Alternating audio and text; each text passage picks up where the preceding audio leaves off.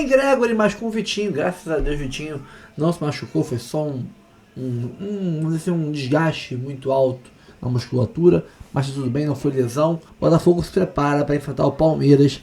Tá chegando a hora do maior Botafogo e Palmeiras da história desse confronto. E vamos ver informações no Sport TV News sobre isso tudo. Análise tática dos times Botafogo e Palmeiras. Qual é a peça que o Paiva pode pregar no Abel? Qual vai ser o estilo de jogo do Abel? Aquela nhaca defensiva de novo? Como é que quem vai substituir o Gregory? Opções aí e tudo no painel tático da ESPN com o Eugênio Leal. Além da análise do Bruno Formiga para esse maior Palmeiras e Botafogo da história. Isso e muito mais agora. Curta, comente, compartilhe, se inscreva no canal, ative o sininho. Vambora pro vídeo, que tá muito bom, mas tá grande. Vamos ao chaveamento, porque agora a gente tem todas as casinhas completas. Complete as lacunas. Não, de brasileiro. Para confronto de brasileiro. É o que nos interessa. Falta o dia de hoje ainda. Isso. Mas para os brasileiros a gente já conhece os adversários, agora todos. Palmeiras e Botafogo a gente já sabia, beleza? Benfica e Chelsea. Aí o Flu vai pegar a Inter de Milão. Vai. Certo? A gente ainda precisa saber quem é o primeiro do G contra o segundo do H. Que eu te diga? Eu quero. Então eu vou te falar. O primeiro do G... É uma análise ou é um facto? Não. O primeiro do G, nesse momento é Juventus, tá? Mas vai ser o Manchester City. Primeiro do G. Bom, se o Lofredo tá falando que vai ser o City, pode anotar aí que vai ser a Juventus. Isso. Primeiro do G. Nada, tô acertando praticamente tudo. Tá gravando tudo. Digo com força. Esse jogo é hoje, às 4, e você vai ver no Sport TV. Então, o segundo do H, nesse momento é o Salzburg. Vai ser o Al Hilal. O Al Hilal dos não europeus, pra mim, é um que a gente tem que abrir o olho. Tá fazendo até aqui. Vai ser o Al Hilal. Aí de tudo caiu. Isso. Tá, Al Hilal e Pachuca. O Pachuca já tá eliminado. E o Real Madrid pega o Salzburg. O Salzburg se empatar, dá o Al Hilal. Ok, aí do lado de lá, olha essa chave, meu papai. PSG e Inter Miami. Quem tu acha que passa aí? Acho que vai passar...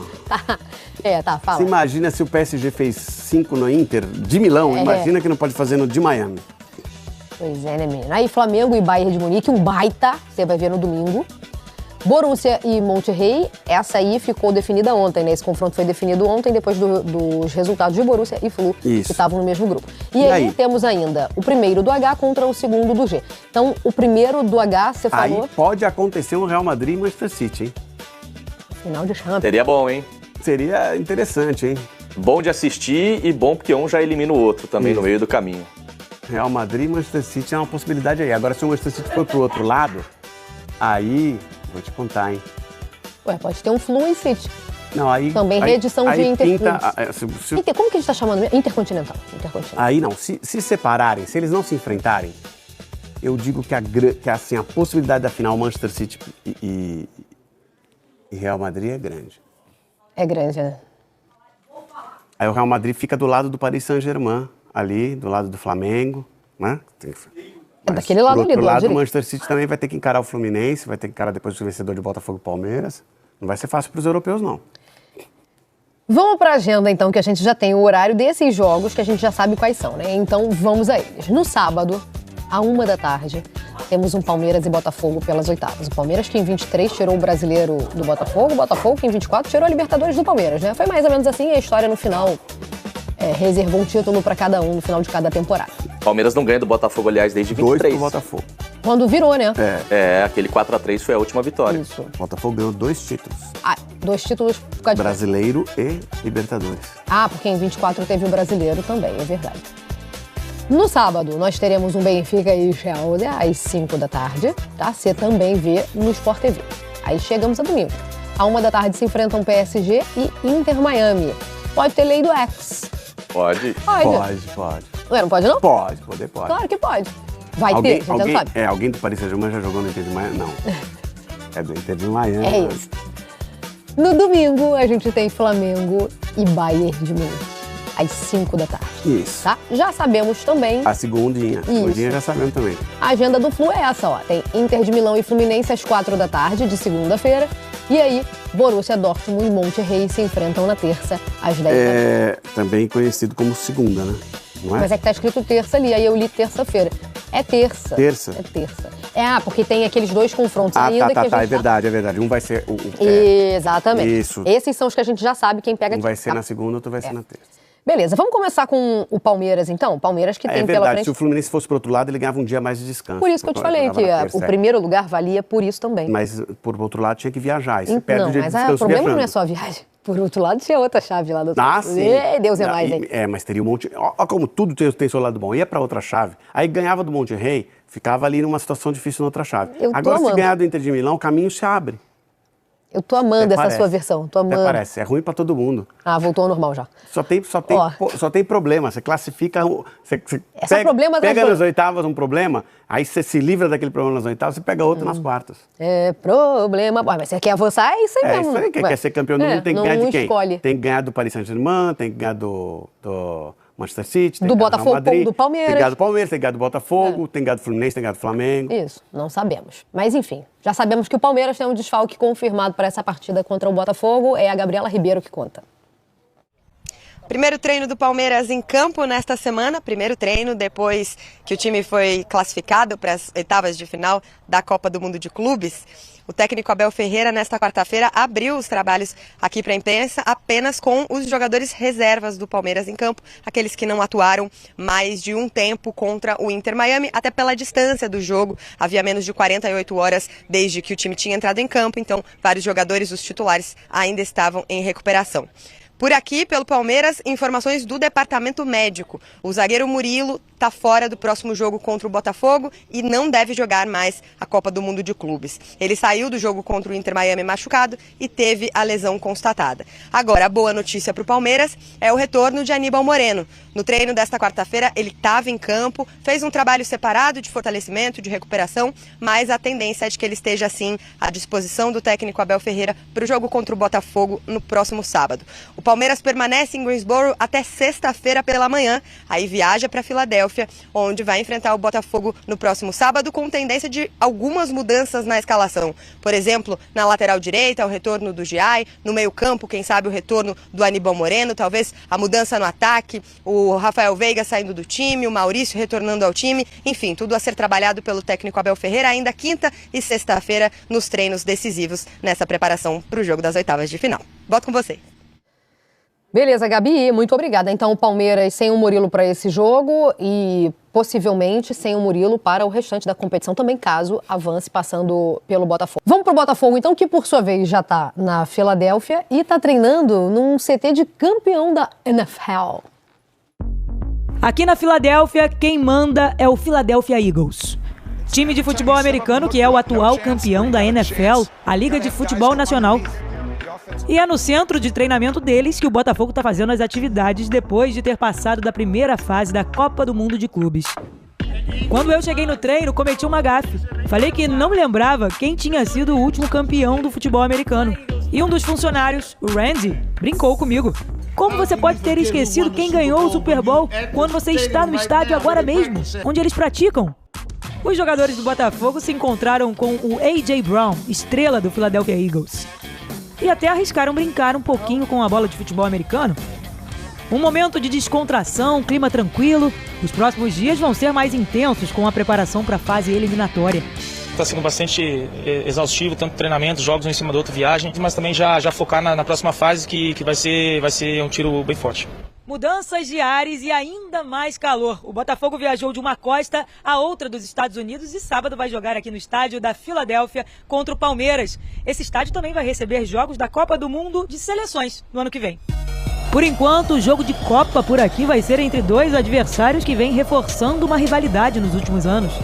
No ano passado, o Botafogo eliminou o Palmeiras nas oitavas de final da Libertadores. E também foi campeão do Brasileirão disputando com o time paulista até o fim. Se um time quer ser campeão, tem que estar disposto para enfrentar qualquer outro. O técnico Renato Paiva não vai poder contar com o volante Gregory, que está suspenso. O Gregor sabe a importância que tem para o grupo, mas o Gregor também sabe o grupo que tem e o jogador que vai entrar vai substituí-lo muitíssimo bem, eu não tenho dúvidas nenhumas. Até sábado ele vai decidir quem entra no time e se o Botafogo vai mudar de esquema tático contra o Palmeiras.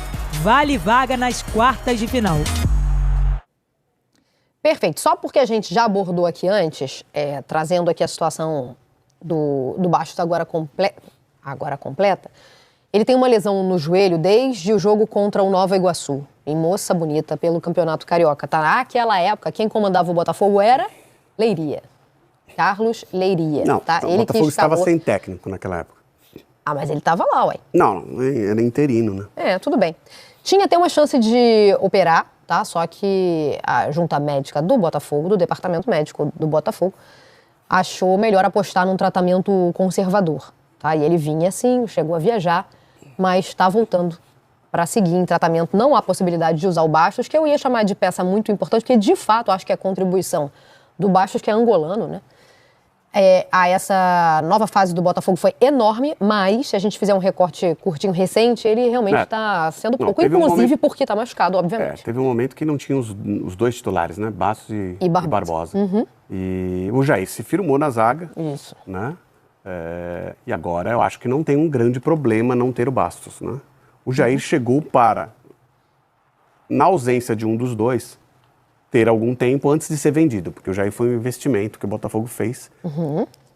Botafogo também conhecido como Holding, de Jean Textor, né? Que aliás tem um problema para resolver na França, problema sério para resolver na França, hein? Isso impacta nos negócios, né? Enfim, o Lyon está sendo rebaixado por conta de problemas financeiros. Acho que agora já não é o Jair já é uma realidade. Já era um jogador que tinha muito potencial, o Botafogo comprou para desenvolvimento e venda. E agora eu acho que seria titular, tá? Se o Bastos tivesse condição agora, ele ia voltar aos poucos. Ele não ia voltar tirando tomando a vaga do Jair. posição.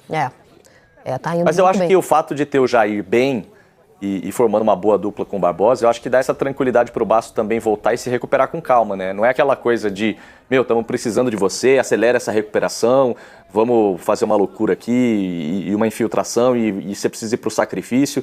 Como tem uma dupla de zaga que se firmou, né? Eu acho que é natural essa volta do Bastos para ele fazer um tratamento já com calma, pensando em ter minutos no segundo semestre, né? Até porque a gente não sabe a condição do Jair, se vai, se fica, se vai ser vendido, se não vai. Acho que o Igor Jesus foi oficializado, mas ainda tem essa dúvida em relação ao Jair, ou já fechou o negócio também? Acho que só o Cuiabano que não vai mais, né? O Cuiabano parece que não vai mais. O Jair deve não vai mais ir. junto, né? O Jair não foi oficializado, mas deve ir. Não vai já, mas deve ir. Então eu acho que enquanto ainda tem o Jair e ele tá... Eu demorei a pegar essa. Não, foi boa. Mas enquanto ele ainda não saiu e tá se firmando bem, tá jogando bem ali com o Barbosa, eu acho que é interessante o Bastos voltar e se recuperar com calma. Sabe que alguns jornalistas venezuelanos perguntaram, inclusive pro Gregory, por que o Savarino não joga na seleção?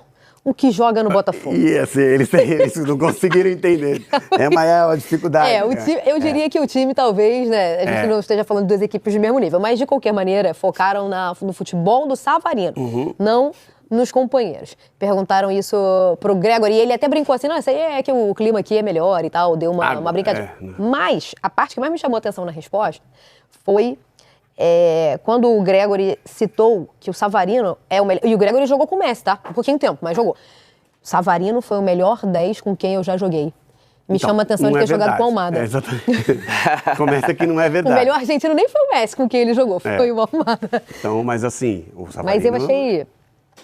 É bom. Achei legal ele ter lembrado do Messi, mas curioso não ter lembrado. Já joguei com o Messi, mas não foi o melhor jogador que eu joguei. Você jogou com quem? Com o Pelé? Foi pouquinho tempo, foi pouquinho tempo também. Temos acompanhado o Botafogo, estávamos lá na costa oeste e agora aqui também na Pensilvânia para acompanhar de perto essa preparação da equipe. Já teve todo o processo de adaptação das 3 horas de fuso, né, em relação aqui a costa leste, 3 horas à frente. O calor também muito mais intenso do que viveu ali na Califórnia. Ontem choveu um pouco durante a noite, então isso baixou pelo menos uns 3 graus. Agora, passado um pouco mais das 9 da manhã, tá 28 graus, já mais ameno do que a gente passou ontem por aqui e do que vai ser também no dia da partida no sábado, que acontece inclusive meio-dia, né, no horário daqui 1 da tarde, pelo horário de Brasília. A gente está em frente ao centro de treinamento do Philadelphia Eagles, porque é por aqui que o Botafogo tem feito sua preparação. Já treinou ontem aqui, até o A.J. Brown, wide receiver dos Eagles, atual campeão da NFL, esteve presente ali, tirou foto com jogadores, participou um pouco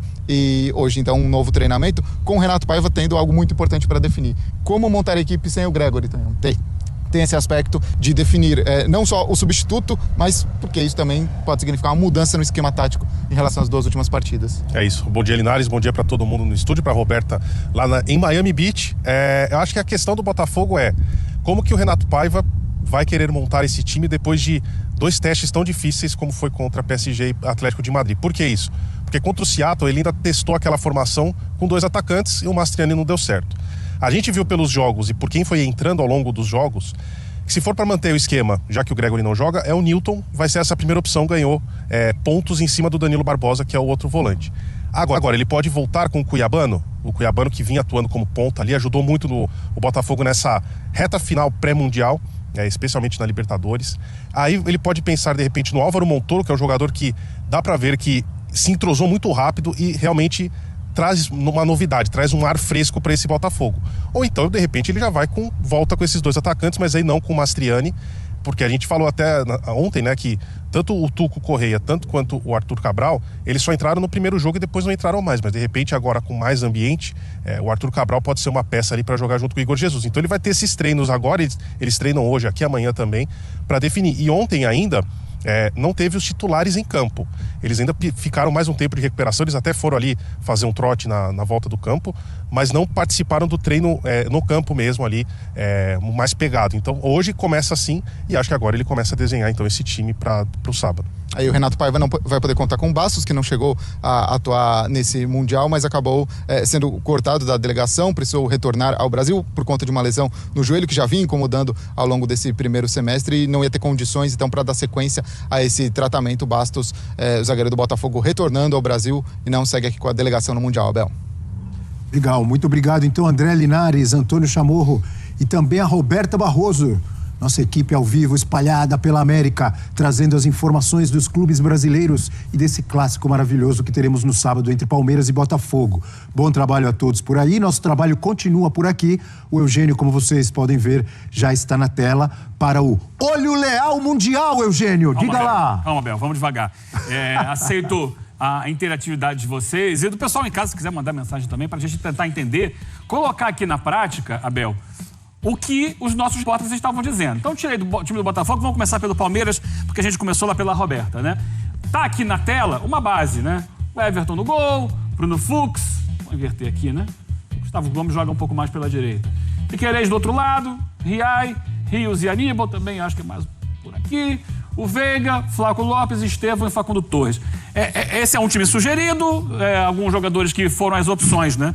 Riai deve voltar na lateral direita aqui, que muitas vezes não é exatamente só uma lateral direita, vira uma linha de 3 zagueiros, né? Com o Piquerez subindo para lá, mas em princípio é uma linha de 4.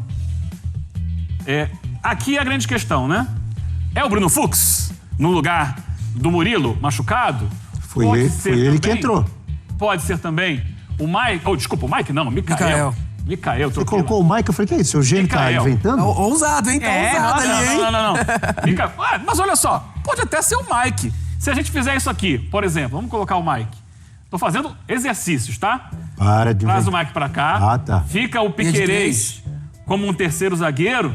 Você segura um pouco o Facundo Torres como um ala e você deixa o Mike como ala do outro lado. Ou o Felipe Anderson. Entendeu? Pra dar essa possibilidade aqui, ou deixando o Veiga centralizado, com o Estevão por aqui. Pode ser o Felipe Anderson desse lado. Claro que pode, sim. Ser o Felipe Anderson por aqui. Como ele já fez algumas vezes. Já fez algumas vezes.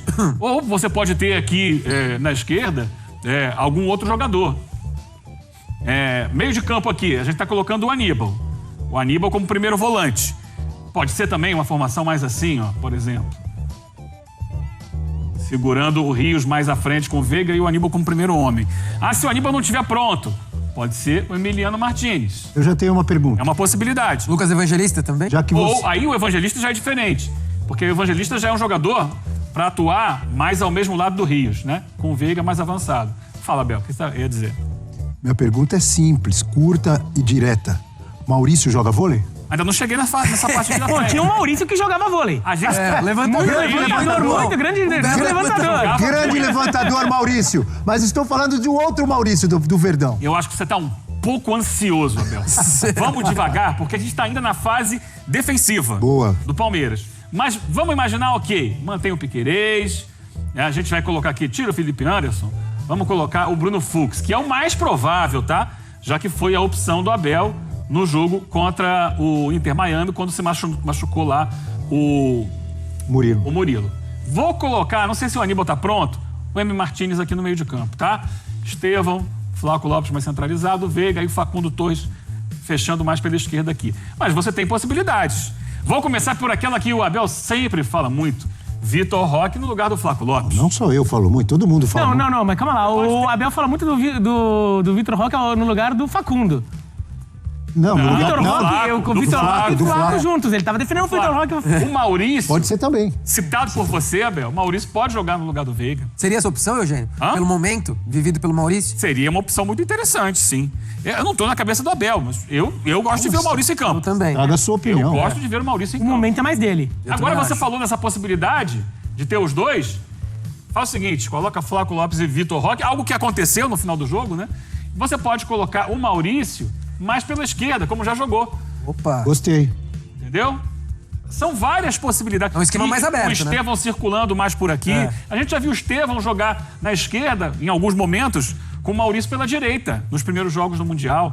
Então você tem várias possibilidades de montar esse time do Palmeiras. Vai pra cá, Estevão. Você joga mais pela direita, chegando pro Professor Abel não pode reclamar de falta de peças nesse momento, pode? Olha uma peça importante que o Palmeiras tem. Vou tirar o Flávio Lopes aqui do time. O Alan pode jogar aqui, pode jogar aqui. Jogou até de lateral direito no final do jogo contra o Inter Miami. É um jogador que tem entrado muito bem no time. Então ele pode ser esse ala. Aqui também, se você quiser.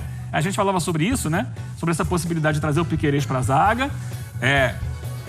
Aí tira o Fux do time, né? Deixando o Riais junto com o Piquerez e o Gomes. Botar alguém aqui na esquerda. Vamos colocar o Facundo Torres de novo no time? Pode ser o Paulinho, não de início, mas em algum momento do jogo.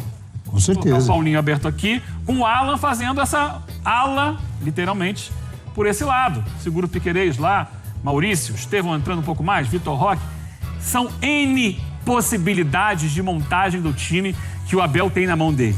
Para começar a partida ou para mudar ao longo dos 90 minutos. E ele já mostrou que sabe lidar com essas possibilidades nos jogos anteriores. Quando ele mudou o time diante do Al-Ahly, o Palmeiras melhorou muito no segundo tempo. Quando ele mudou o time contra o Inter Miami na reta final, jogando um monte de atacante, o Palmeiras melhorou e foi buscar um empate e saiu em primeiro lugar do grupo. Então, tá aí o Palmeiras. Tem mais alguma possibilidade que você enxerga aqui, Abel? O Bira não falou. Diga, Bira. Eu desconfio um pouco de formação com 3 zagueiros contra um Botafogo que tem uma saída tão rápida e no jogo do Brasileirão entre eles, o Botafogo achou muito espaço para contra-ataque. Então, se o Palmeiras ficar com uma formação mais... Mas é que o Palmeiras, na prática... Joga muitas vezes já... Ele começa com uma linha de 4 e se mas torna normalmente de 2. ele libera o Piquerez para... Então, mas isso é com a bola. Sem a bola, na forma de se proteger... Sem a bola, recompõe. Então, acho que o Palmeiras vai numa formação que quando se recompõe abrindo mais e não...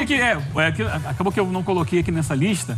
Você tem o outro lateral esquerdo do Palmeiras, é o Wanderson, né? Sim. Você poderia colocar o Wanderson. Vanderlan. Você pode botar o Vanderlan, que não tá na lista ali. Fechando aqui a lateral esquerda, com o Piquerez jogando como zagueiro mesmo. Não, aí sim. E aí com a bola você libera ele. Aí eu acho mais possível.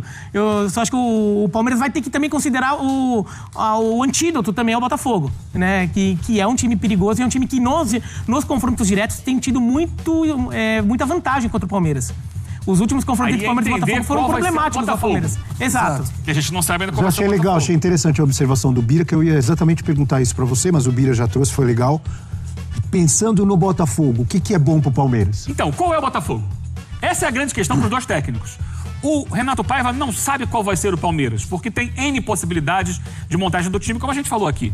Assim como o Abel Ferreira não sabe como vai ser o Botafogo, que também tem N possibilidades. Vamos começar aqui esse Botafogo?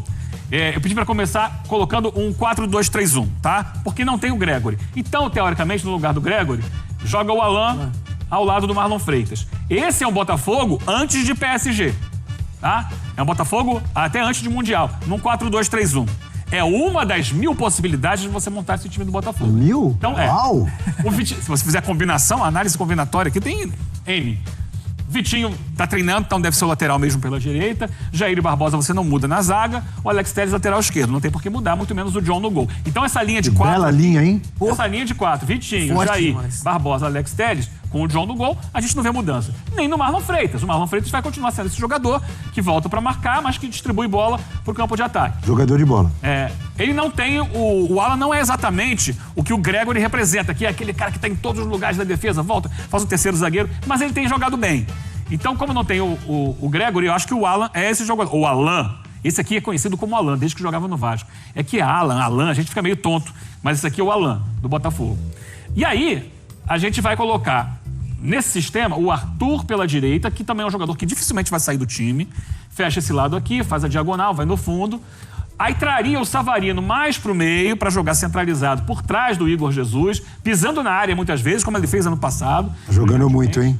E aí você dobraria a lateral com o Cuiabano, que é um jogador de muita força e muita ofensividade, mantendo o Igor Jesus na frente.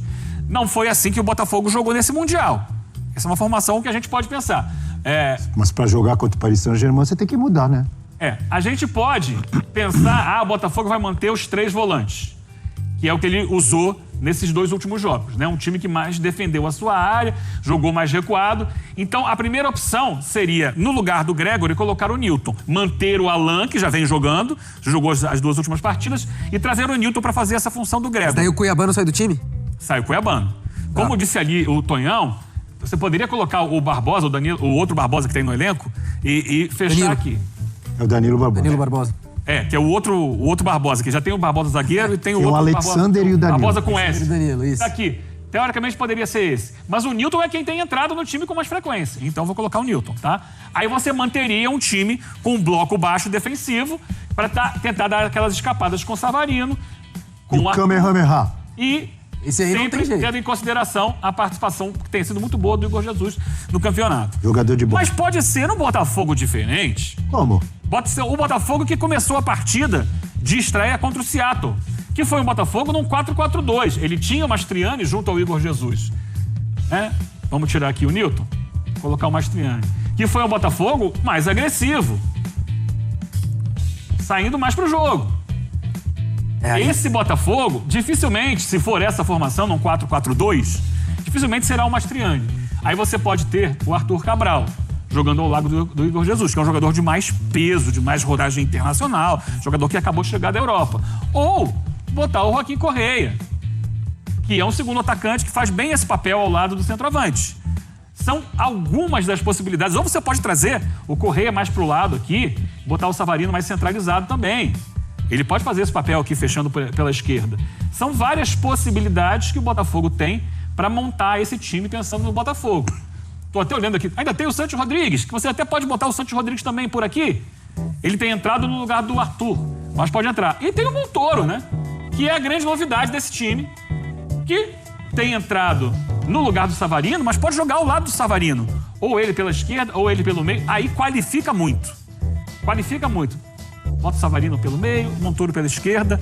São jogadores de excelente condução de bola, excelente passe, drible curto. E os dois juntos dariam ao lado do Arthur uma capacidade técnica de melhor envolvimento da defesa adversária. De início, não acredito o Montoro de início no time. Mas para um segundo tempo, é um jogador que tem entrado e tem mostrado qualidade. Só que tem que entrar normalmente no lugar do Savarino. Se você coloca os dois, vai lembrar um pouco aquele Botafogo que tinha o mesmo Savarino com outro jogador que veio do mesmo lugar do Montoro, que é o Almada. Então, são N possibilidades também de montar esse time do Botafogo. Eu acho que a defesa não muda, mas do meio campo para frente também você tem várias possibilidades, várias alternativas. E isso confunde a cabeça do Abel e, ao mesmo tempo, as possibilidades do Abel confundem a cabeça do Renato Paiva. Olha, sensacional, Eugênio. Gostei muito do seu olho leal mundial, que nos dá a certeza, a gente já sabia, mas ainda mais com tantas possibilidades dos dois lados, de que assistir a esse Palmeiras e Botafogo será uma delícia. Com certeza absoluta será uma delícia. Vai ser um jogo de bola, hein? Jogão de bola. Como eu já falei, né, Abel? É um duelo que se transformou nos últimos anos em uma rivalidade. Sim. Criou-se uma rivalidade que não existia antes e que sai do plano nacional, que foi a grande disputa em 2023, daquela virada do Palmeiras, 4-3 contra o Botafogo, que para mim foi a grande decisão daquele campeonato brasileiro, depois foi pro aspecto da Libertadores, ano passado, oitavas de final. O Botafogo eliminou o Palmeiras. Continental e agora? E depois o Botafogo foi campeão. E agora chega no Mundial, oitavas de final. E a gente vai ter o planeta observando esse grande jogo de bola. Meus amigos, é isso aí mesmo que vocês entenderam. O Brasil já tem pelo menos um time nas quartas de final. Isso porque ficou definido que Botafogo e Palmeiras vão se enfrentar nas oitavas de final, já que o Palmeiras passou em primeiro no seu grupo e o Botafogo passou em segundo no seu grupo, e alguns gols foram fazendo as caminhadas de Palmeiras e Botafogo irem mudando ao longo dessa terceira rodada da fase de grupos, até que teve a combinação para que eles se enfrentassem nas oitavas de final. O Botafogo conseguiu um grande feito, passar no grupo considerado mais difícil, e o Palmeiras foi buscar um resultado que em algum momento estava o deixando até em risco de não classificar. Mas o Palmeiras não só saiu desse risco, como classificou, e classificou em primeiro lugar. Então, eles vão se enfrentar nas oitavas, e isso quer dizer que já temos pelo menos um time brasileiro garantido nas quartas de final do Mundial de Clubes. A pergunta é, será que é o nosso limite? Ou cabe mais? Cabe sonhar com a semifinal? De repente, até com uma final? Vamos passar pelos jogos, tentar analisar como Botafogo e Palmeiras chegaram até aqui e projetar o restante da competição, que tá bom demais, velho. Nunca pensei em ser perfeito, mas vou correr pelo direito. Fala, moçada, beleza? O Bruno Formiga na área, nada mais convidando você a se inscrever no canal, tocar na notificação, deixar seu like, seu dislike também não tem problema nenhum. Só engaja, velho, porque dá recado pro YouTube. Se você gosta desse ambiente aqui, de vir aqui, de ouvir essas opiniões, de repente debater nos comentários e tal, engaja. Não gostou, não tem problema, dá o dislike lá. Gostou? Pô, dá um like, compartilha o conteúdo se curtiu. E se tá sempre por aqui, aproveita e se inscreve, né, velho? Não custa nada. Toca aí na notificação para toda vez que tiver vídeo novo, já que aqui no canal não tem periodicidade nenhuma, a gente não tem horário fixo, não tem dia fixo, não tem nada fixo. Só os nossos inscritos que estão sempre bisbilhotando por aqui. Então, toca na notificação que ajuda.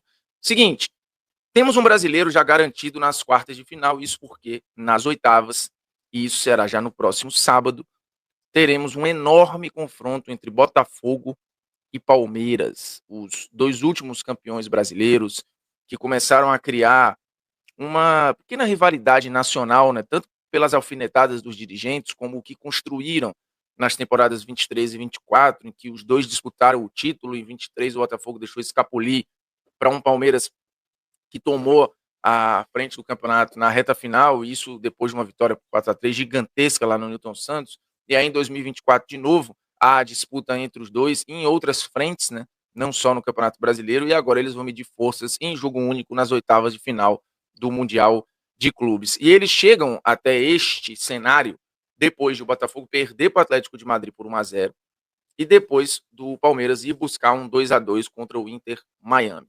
É um dia em que os brasileiros não ganharam, mas tiveram atuações distintas em cenários que, eu diria, quem perdeu jogou melhor do que quem empatou, né? O Botafogo acho que fez um jogo melhor do que fez o Palmeiras, que fez um jogo muito ruim diante de um adversário que é claramente pior do que o Palmeiras em basicamente todas as valências. Fisicamente, taticamente, sim, tecnicamente, se você olhar o time como um todo, não adianta só olhar que o time tem o Busquets, que tem o Suárez e que tem o Messi.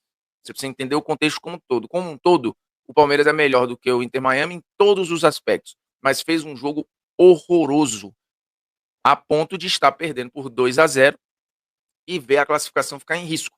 E por que ficar em risco? Porque no momento em que o Suárez faz o 2-0, no desenho do outro jogo, Porto e Al-Ahly, bastava o Porto fazer um gol a mais para eliminar o time do Palmeiras nos critérios de desempate. E ia ser uma tragédia gigantesca, né? Porque o Palmeiras era apontado como candidato sério a brigar pelo primeiro lugar, que ele acabou conseguindo, mas passou por um perrengue pouco projetado, repito, diante de um time mais fraco. E é curioso, assim, eu estou gravando o vídeo na terça-feira de manhã. Na terça-noite, teremos um Flamengo e Los Angeles, que para o Flamengo não vale nada, assim, do ponto de vista de classificação, porque o Flamengo já está garantido, mas é curioso ver que o Brasil tem tido alguma dificuldade contra os times da MLS, né? A vitória do Botafogo diante do Seattle Sounders não foi uma vitória tranquila, pelo contrário, e o John ainda salvou o Botafogo no último lance do jogo, e o empate do Palmeiras contra o Inter Miami também foi trágico do ponto de vista de atuação e de rendimento, e acho que o Palmeiras, num desenho geral, foi pior que o Inter Miami o tempo inteiro. E aí eu vou tentar esmiuçar jogo a jogo, para depois projetar o Botafogo e Palmeiras e depois ver o que acontece se Botafogo e Palmeiras, em chegando nas quartas de final, se eles têm possibilidades, dependendo de beliscar uma semi e, sei lá, um brasileiro aparecer na final da Copa do Mundo de Clubes, que seria, acho que, mais do que o projetado lá atrás, pelas lógicas normais de mercado, de investimento, de, enfim, intensidade, num geral, o nível de competitividade, por aí vai. Vamos lá. Atlético e Botafogo. O Atlético ganhou por 1-0, gol do Griezmann, que não adiantou nada. O Atlético, pelos critérios de desempate, foi eliminado. E o Botafogo acabou caindo para o segundo lugar. O PSG passou em primeiro. Isso muda muita coisa, né? Porque o Botafogo, de um lado, poderia ter um caminho em que em algum momento passasse pelo Flamengo, por exemplo, um lado embaçado da chave. Jogando o Botafogo para segundo lugar, o Botafogo ficava nesse risco de pegar o Palmeiras logo de cara. Para isso, o Palmeiras teria que passar em primeiro. E o Botafogo ia, em algum momento da rodada, se desenhando para encarar o Inter Miami, que, de novo, acho um adversário extremamente acessível, por mais que um dos desempenhos mais surpreendentes dessa Copa do Mundo de Clubes tem sido o jogo jogado pelo Inter Miami, que só jogou mal um tempo na estreia. De lá para cá, o time do Inter Miami jogou bem, tentando ter posse, construindo, criando, ganhando do Porto, jogando melhor do que o Palmeiras. Surpreendente. Mas vamos lá, voltando ao Botafogo e Atlético de Madrid, você pode falar, putz, mas o Botafogo não jogou nada, perdeu o jogo. Não, é verdade. As duas principais defesas do jogo foram do Oblak. No primeiro tempo, e depois no segundo tempo, o Igor Jesus ia fazendo um golaço, pegando uma bola de primeiro com a perna esquerda. O Botafogo se defendeu muito bem, o Botafogo obrigou o Atlético a ficar só cruzando bola na área, ele praticamente com o Alan e com o Gregory matou o jogo por dentro, ou qualquer chance ali de entrelinha para a bola chegar no Julián Álvares, que não fez um jogo bom, foi cuspindo o time do Atlético para o lado, obrigando o Atlético a fazer uma série de cruzamentos, tentando achar o Sorlote ali e tal. Mas, de qualquer forma, isso só consagrou a dupla de zaga Barbosa e Jair, que, por sinal, os dois fazem um campeonato mundial até aqui muito bom, né? Não só eles, o Gregory fez um jogo muito bom, o Marlon Freitas fez um jogo muito bom, o Igor Jesus fez um jogaço, né, como pivô, ganhando quase todos ali da defesa do Atlético. Então, apesar da derrota, o Botafogo fez um jogo muito bom. E aí você fala, mas perdeu. Assim, primeiro que o Botafogo podia perder uma derrota controlada, né? Então, assim, quem tinha a obrigação de tentar jogar, de buscar espaço, de se agoniar, era o Atlético de Madrid. E o Atlético não é um time muito propositivo. Ele já teve oscilações com o Simeone, de um time que até construía e criava legal. Mas isso se perdeu, em parte, nessa temporada.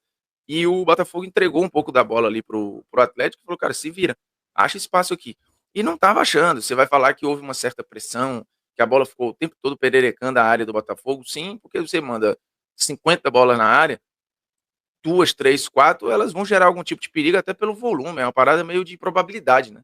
Mas não tinha uma estratégia, não tinha um jogo bem jogado do Atlético de Madrid. O jogo não saiu do controle do Botafogo em momento nenhum. Não teve um momento da segunda-feira que você olhasse para o jogo e falasse, putz, o Botafogo tá aí, tá correndo risco de ser eliminado. Não. Momento nenhum. Diferentemente do Palmeiras, que sim correu risco, porque não estava jogando bem contra o Inter Miami, porque tomou 2-0, e porque estava vendo em algum momento da janela o Porto ganhar do Al-Ahly, do Egito, e precisar de um gol a mais só para, no critério de desempate, tirar o Palmeiras do mata-mata.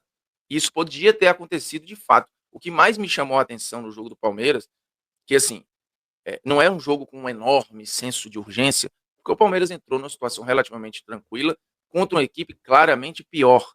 Tanto que acho que a escalação do Abel mostra uma preocupação menor em ter domínio do meio, em ter fisicalidade ali no meio e jogar. Ele faz uma escolha sem um primeirão volante, né? Ao não colocar o Aníbal e colocar o Lucas Evangelista, ele quer um time que vai jogar. As mudanças que o Abel fez davam um pouco desse tom. E isso não aconteceu, porque o Inter Miami conseguiu controlar as ações. Mesmo um time mais lento, mesmo um time com uma média de idade maior, mesmo com um time fisicamente pior e com menos estratégia. Assim, o Mascherano não é um bom treinador. Mas, de novo, tem me surpreendido bastante a postura do Inter Miami na Copa do Mundo de Clubes. E aí, claro, se dá espaço para o Busquets e para o Redondo, eles vão deitar no meio campo, porque eles têm muita qualidade. O Busquets, só no primeiro tempo, ele tocou na bola quase que 60 vezes.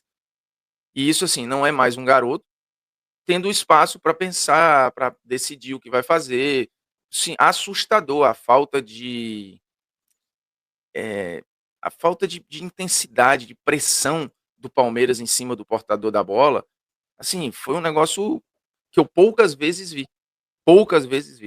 O Palmeiras ser tão passivo na marcação. E aí você dá espaço para pensar para o Busquets, para o Redondo, para o Messi, para o Pop Soares, eles vão criar. E eu não entendi a estratégia do Palmeiras em algum momento, parecia entregar a bola para o Inter e tentar sair em velocidade em contra-ataque. Quem toma o gol de contra-ataque é o Palmeiras, né? Num desleixo total pós uma bola parada. O Soares escora uma bola ligação direta e aí escancara a defesa do Palmeiras para o 1-0. E essa situação se repetiu algumas outras vezes. É que o time do Inter é um time lento para a transição, né? Não tem como imprimir muita velocidade com o Soares, com o Messi, assim, não dá. Não tem como, assim, não tem ritmo. Tanto que algumas vezes o Inter Miami tinha até o campo escancarado para correr, mas como a bola caiu no pé do Soares ou no Messi, eles tinham que dar uma segurada na transição para esperar ter umas opções para aí sim tentar avançar. Eu lembro no segundo tempo, teve um contra-ataque muito bom que caiu nos pés do Soares, mas, cara, ele estava sozinho, não tinha como ele aguentar. Ele segurou, essa bola voltou lá no goleiro do Inter Miami. Então, assim, e o Inter, claro, se jogar, o jogo foi no ritmo que era confortável para o Inter Miami. Se o Palmeiras acelera o ritmo, como fez contra o Porto, como fez contra o próprio Al-Ahly, o Inter não aguentava, pô. Quem assiste a MLS, quem acompanha, a gente transmite na TNT.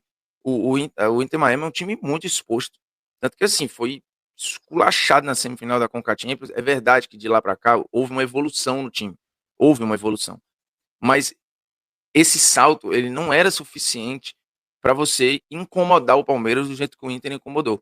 E aí tem muito não sei se da má aplicação das ideias do Abel no jogo específico, se os jogadores estavam desligados e mais tranquilos, porque o pior já tinha passado. Cara, não dá para saber. Mas a execução foi muito ruim. O Abel, depois da coletiva, falou sobre, não, mas jogar bonito, não tem nada a ver. A questão não é sobre jogar bonito, é sobre jogar mal. O Palmeiras jogou mal, não tem nada a ver com beleza de jogo. O Palmeiras executou mal até a sua proposta, que não é bonita. Mas quando é bem executada, dá tudo certo. Porque jogar bem é uma coisa, jogar bonito é outra, a beleza é um conceito muito subjetivo, né? No caso do Palmeiras contra o Inter Miami, a atuação foi ruim sob todos os aspectos. E agora a gente vai ter um Botafogo e Palmeiras. Por mais que o Palmeiras esteja invicto, são 2 empates, 1 vitória, o Botafogo não chega invicto. Só que o Botafogo chega num momento de execução de ideias melhor que o Palmeiras. E acho que com peças individuais, num viés de alta, melhor que o Palmeiras. O que eu quero dizer com isso é que eu vejo o Botafogo com um leve favoritismo para o jogo. O que não quer dizer absolutamente nada, porque este Palmeiras já demonstrou que isso, para eles, não importa. Então, não tem nada garantido de classificação. O fato é que teremos ou o Palmeiras ou Botafogo nas quartas de final do Mundial de Clubes, o que é fantástico. O futebol brasileiro já está garantido num lugar tão alto já, né? Tão alto. E aí, assim, preciso entender depois disso que o confronto pode ser contra um Chelsea, contra um Bayern de Munique, contra o Benfica, contra o Boca, vai depender ainda do desenho, isso vai ser definido. Se for contra o Chelsea, por exemplo, pelo que o Chelsea apresentou contra o Flamengo, dá para passar. Tem jogo, tá tendo jogo, tá? Só para deixar claro, assim, está tendo jogo, como tem em Copa do Mundo, como não existe nem na Copa do Mundo diferença de seleção muito grande. Você vai falar, mas teve o 7-1, tem goleada, é raro, é totalmente fora da curva. Do mesmo jeito que os mundiais, como estavam sendo jogados antes, que a diferença já era clara entre Brasil e Europa, não tinha esculacho. A exceção do Botafogo e Santos e do City e Fluminense, num geral, falei Botafogo, né? Barcelona e Santos, City e Fluminense, não teve placar elástico, goleada moleza, não teve, teve jogo jogado. Teve jogo até Real e Kashima Antlers, pô. Apesar do placar, o placar não condiz com o que foi o jogo. O Real correu risco de verdade de ser incomodado pelo Kashima Antlers. Então, assim, nesse nível, não tem esse negócio de, pô, vai ser humilhado, vai ser não sei o quê. Não. Quando a gente fala da diferença de produto, ela existe, pô. Basta ver os jogos. A velocidade do jogo, o nível de erro, a arbitragem, o estádio, o gramado, tudo, porra, a postura dos jogadores, tudo. Não tem que ficar aqui batendo na tecla de uma parada que é óbvia. Mas no Mundial tem jogo. Então, assim, tem jogo em qualquer cenário. O Chelsea é um time, pelo que jogou, acessível, tanto para Botafogo quanto Palmeiras no eventual quarta de final. Bayern de Munique, pelo que está jogando, a capacidade que tem, acho que já é um pouco embaçado. Mas fizer o jogo da vida ali, pegar um Benfica, tem jogo. Pegar um Boca, muito jogo.